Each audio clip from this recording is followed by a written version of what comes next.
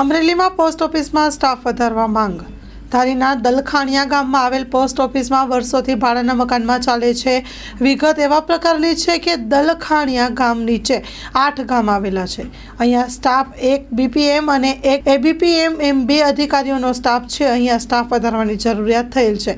8 ગામને કવર કરતા એક અધિકારી એબીપીએમ જેથી કરીને વધારાનો સ્ટાફ મૂકવામાં આવે તો લોકોને સમયસર પોતાની વસ્તુ મળી રહે ને પોસ્ટ ઓફિસમાં ઘણી કામગીરી રહેતી હોય છે, જેથી કરીને કામમાં કોઈ જાતનો વિલંબ ન આવે તે માટે નવા પોસ્ટમેન મૂકવામાં આવે અને નવી પોસ્ટ ઓફિસ બનાવવામાં આવે તેવી લોક માંગણી ઊભી થઈ છે। સ્ટોરી રિપોર્ટ બાય સંજય વાડા, ધારી। રાજ્ય છે દલખાણિયા ગામમાં વર્ષોથી ચાલતી ભાડાના મકાનમાં પોસ્ટ ઓફિસ આવેલ છે।